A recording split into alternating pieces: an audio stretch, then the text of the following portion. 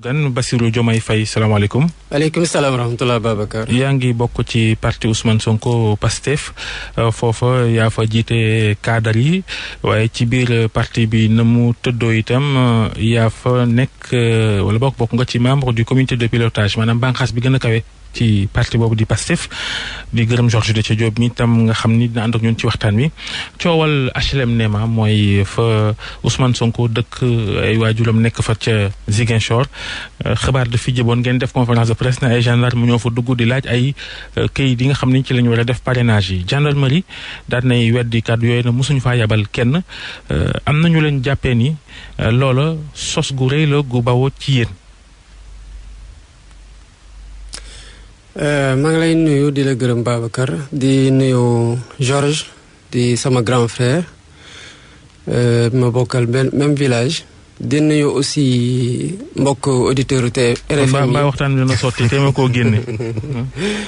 non da ko tere mu laaj lu mu bëgg a laajte Georges il est très objectif en fait li ma bëgg a wax ci coowal gendarmerie bi ngeen di wax ci lu xew ci Néma mooy buñ ñu dee jàppee sos war nañu laaj lan mooy suñu intérêt ñuy sos dinaan gendarmerie jaar na fa te jaaru fa ku ne xam na li xew mu ngi xew altine te altine dimanche ko jiitu te li xew dimanche ku ne xam na ko ñiy wax ne dañoo bëgg a buzz ba mu jaral ñuy sos bu fekkoon ne buzz rekk la foog naa ne altine amoon nañ buzz gu doy li xew Néma gendarmerie bu ko weddee tamit je pense que seen wax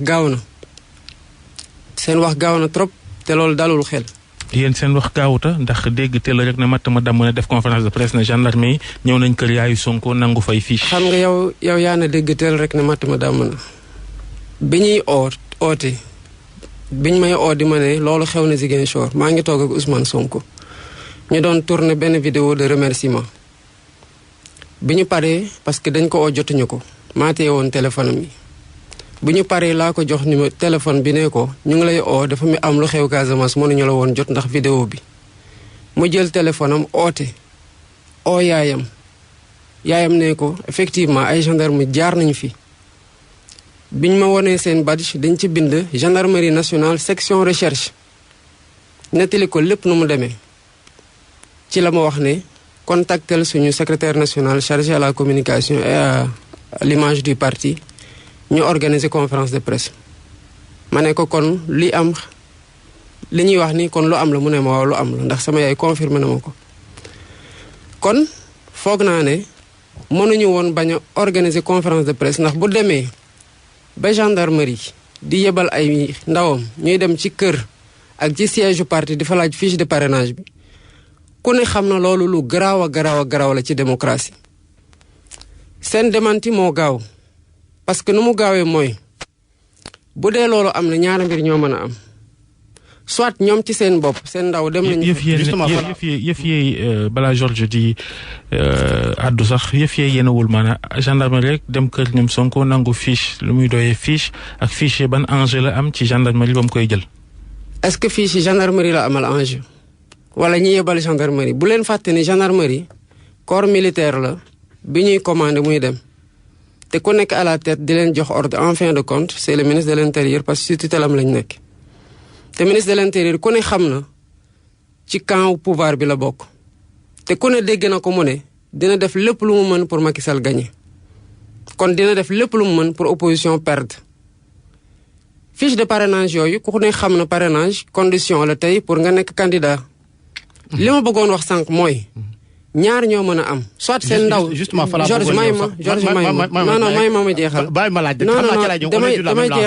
damay jeexal parce que li mu waxagul xamu leen li ma nar a wax xamu leen ko ñaar ñoo mën a am soit ñoom seen ndaw dem na fa te ñoom xamuñu sax ñoom hiérarchie bi ni seen ndaw mën nañ jóg dem ci mission bu dangereuse noonu bu grave noonu wala boog am na ay nit yu ñeme gendarmerie ñeme goo xamante ne ñeme nañ jël seen attribut jël seen badge dem foofu mais li am c'est constant dem nañu fa gis nañu leen fa. justement fa laa bëggoon ñëw ni nga waxee nii est-ce que loolu warul woon indi prudence ci seeni kaddu accusation directement contre gendarmerie institution bi. non même pas parce que dafa am beneen mbir mu am. muy ban. mooy gendarme yi nekk foofu. waa Ziguinchor xam nañu leen. ñun gendarme yi nekk Ndiaganiao dafa posté waa Ndiaganiao xam nañu leen. parce que waa Ndiaganiao dañuy dem di leen solliciter. waa Ziguinchor ñooñu wax ne xàmmee nañu leen ba jaar seen tur. non mais xam nga bu ngeen amee ambition Bassirou Diomaye Faye bu ngeen amee ambition jiite réew mi faaw tamit ngeen xaw a rigoureux xëy na tuuti ci seen taxawaay ak seen i jëf ndax yow ci boppam wax nga ne xëy na du ay gendarme ay nit yu buruxlu la yor ne ay gendarme lañ te duñ doon moom. kon kay waru leen tuumaal nguur gi ci lenn. Babacar ba noppi itam boo yoree bu fekkee da nga am ambition réew foog nga xam état nu muy doxee sànq dégg nañ la nga naan gendarmerie ministre de l'intérieur mooy seen kilifa te gendarmerie ministère forces armées moo leen yilif donc est-ce que lii du leen wàññi tuuti seen gëdd ak ne nit ñi di gisee ci légèreté. xam nga am na lu am mooy est-ce que bi gendarmerie demee foofu bu ñu génnee.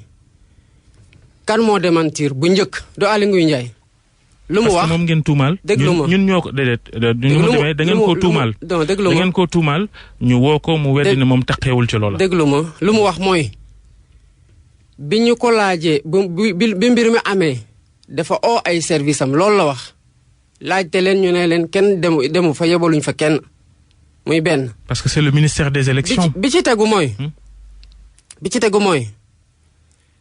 rigueur bi ngay wax rigueur mënta weesu ñi dëkk ak gendarme yooyu demoon foofu xam leen xamee leen ba ne ñoom xamee nañ leen ndax ñooy toppatoo tel service ci boo demee gendarmerie nee ma xam nga am nay évolution parce que démb oo nañu suñu élément déglu leen pendant 4 tours d'horloge à la gendarmerie bu nee ma buñ fa demee ci ñi ñu doon déglu te ñu bokk ci ñun am na kenn ku leen wax ne mais ñi ñëwoon a ngi nii xamee nañu leen ne leen yow diw sangam mii xam naa la bu baax a baax ñoo defandoo bango kon bu ñu jéem a tuur sénégalais yi lëndëm li am c'est extrêmement grave te mënuñu ci bañ a taxaw. les démentis du ñu changer les faits. justement ban taxawaay ngeen fas yéene am ci loolee yëpp ndax wax nga ko sànq am na kenn nga xam ne cité nañ ko nommément ne moo fa ñëwoon joxe itam ab immatriculation oto ndax yéen da ngeen fas yéene yóbbu mbir ma ca yoon pour lépp leer. mais ci suñu conférence de presse loolu la ñu waxoon dañu waxoon ne lii am na la gravité des faits daf ñu doon commandé ñaari attitude bi ci njëkk mooy ñu oo askan wi. alerter opinion nationale ak opinion internationale parce que dafa am ñun respecté nañ gendarmerie trop respecté nañ leen parce que fi ñu féete moo tax parce que am nañ gëdd goo xamante ne ñun dañu leen ko war a jox te jox nañu leen ko ba mu mat waaye li am ba amee ñun ñu wax dafa waroon a jël temps bu doy pour que gendarmerie bu fekkee ne weddi nañ ko balaa ñoom ci seen bopp ñuy wax ñu defar seen bopp seen enquête bopp ba xam lu xew. mais yéen gendarmerie convoqué na ki defoon conférence de presse ci yéen nu mu tuddati sax te ñu wolu ko brigade gendarmerie. Birame Souleye ñu jot ay xibaar ne ba mu fa demee gendarmerie bañ ko laajee dañu moom wax na ko waaye dafa mel ni dañ koo juumloo. xam nga na weddiwaat ci ginnaaw donc mbir mi ngi noonu. Sénégal yi duñ gindeeku man maa ngi woon foofu. bu ñu jàppee Birame Souleye Diop maa ngi woon foofu di joxe interview. fa laa nekk ba bu mu génnee laa doog a ñibbi. biñ may wax na Dakaractu wax na loolu Birame Souleye mu ngi ci biir. xam naa ne Dakaractu am nay pexe xam ne xew ci biir pexem journaliste. li ma wóor mooy pexe boo amee gendarmerie amaat na problème. parce que Birame Souleye waxu leen loolu suñu avocat yi fa nekkoon waxuñu leen loolu ñenn ñoo fa desoon troisième personne bi mooy gendarmerie. bu fekkee ne Dakaractu am na pexe yoo xamante ne day wax ba pare ndeyu mbili gi génn di weddi bu pexee antoo nga xam ne gendarmerie moo am problème ba léegi. xam nga lu ma doy ci lu ñu wax foofu mooy. Birame Souleye Diop bu mu génnee. Birame Souleye Diop bi mu génnee démentir na loolu. Birame Souleye Diop bu mu génnee démentir na loolu. plainte bi ñu doon wax ci laay ñëwaat plainte bi ndax gendarmerie ngeen di joxoñ baaraamu tuuma wala ñi nga xamante ne moo di élément yu bees yi nga xamante ne am na ki ñu cité nommément ne tegoon na fa tànk. fu mu nekk nii ñu ngi rassembler tous les éléments. yoo xamante ne day concourir à établir les faits devant un tribunal. di ko def ak suñu avocat buñ ci paree fa plainte bi war a jëmee boor nañ ko fa jëmee. ban délai ngeen jox seen bopp. joxuñu suñu bopp benn délai parce que amul luñ ci yàkkamti. l'essentiel mooy lu ñu soxal mooy na mbir mi leer parce que dañoo nekk ci contexte préélectoral boo xamante ne lépp loo xamante ne mën na dem ci taal dëkk bi dañ ko war a moytu ak fu mu mën di jógee nag ndax Sénégal gii ñun ñëpp a ko bokk te duñ ko seetaan ñu koy taal. en tout cas coow laa ngoogu mbirum gendarmerie waaye ba tey ci wàllu Pastef ak ko jiite Ousmane Sonko ak tuumal sos bi nga xam ni am na ñu ko koy gàll assemblée nationale par exemple nga xam ne député la fa mu fi waxoon ni dañuy waaj a jox député yi ku nekk 10 millions moom moo lànk am na ñu def yi jàngat jàpp ni loolu musul am assemblée nationale musuñ faa woo député di ko jox 10 millions pour mu defaruwaat ak ñoom seen finalement li ngeen di créer ci ay coow yu ni mel day bëri te dafa mel ni fu muy mujjee mooy du lu wér. amul lu ci wërul ndax li ñu mujjee wax nii lu wér la. fait yaa ngi ni c'est les faits sont têtus muy benn boo delluwaatee ci li nga wax tamit mooy coowal assemblée nationale les faits restent têtus Ousmane Sonko taxaw na ci assemblée nationale ne leen li ñu wax yépp dëgg la ne leen bu fekkee ne ñoom def leen sosal nañ ko yóbbu ci yoon loolu muy benn bu ci ñaareel mooy xam nga waa assemblée nationale Ousmane Sonko ci la bokk. bu jógee wax ba am na benn jour mu wax ne defal compte ci sur la base de compte rendu la waxee na ko ni ñu yóbbu ci yoon te loolu wax na leen ko buñ ko yóbboo ci yoon bu boobaa preuve yi ñu war a génne dinañ ko génne te foog naa ne man mii xam naa Ousmane Sonko bu baax a baax du waxantu lu mu wax am na loo xamante ne ci am na fu mu ko teg ci gëstu am na fu mu ko teg ci firnde. Ousmane Sonko politicien la rek comme ñëpp wala bokk. bul yaakaar na nag yow yaa gën politicien yi de. wax non xam nga da nga wax ne politicien la rek. waaw ni ko askan bi jàppee li nga wax sànq ne journaliste am na pexe politicien yàgg nañoo gis seen taxawaay ci réew mi dañuy wax tey dara safaan boo nekk opposition wax lu ñëpp di dégg boo faloo. ñi fi falu ñëpp. Ousmane Sonko daanañ jigéen ak am taxawaay yoo xam ni askan da leen caa naw bu ñu jotee ci léegi ngay def safaan. Babacar Ousmane Sonko faloogul mënoo ko attee ci comportement ñi nga xam ne dañoo nekkoon ci opposition wax leen dem ci pouvoir def leneen boobu da ngay xaar ba mu falu ba def leneen nga koy doog a wax. ci li Babacar wax sànq est-ce que gënul jekk yenn saay ñu ngeen yëkki kaddu joxe firnde ya comme mbirum neema bi. mais parce que joxe nañu ay firnde par exemple jusque là lu jëm ci wàllu 10 millions assemblée nationale bi on n'a pas encore preuve yi. mais nooy amee preuve ci assemblée nationale xam nga wax ak wax la. bu fekkee ne ki wax. waaye ki njëkk a wax moo war a joxe firnde. non ça dépend ki wax dafa wax mu am ñoo xamante ne dañoo jàpp ne dañu leen teg tuuma bu teguwul fenn ñooñu ñoo war a chercher laver son honneur buñ ko defee ki leen tuuma ci boobu lay am obligation teg firnde ci fi ñu ko war a teg. mais comme ñoom déjà nee nañ loolu amut nañu wone li war ngeen naan am na. mais wax nañ leen ne.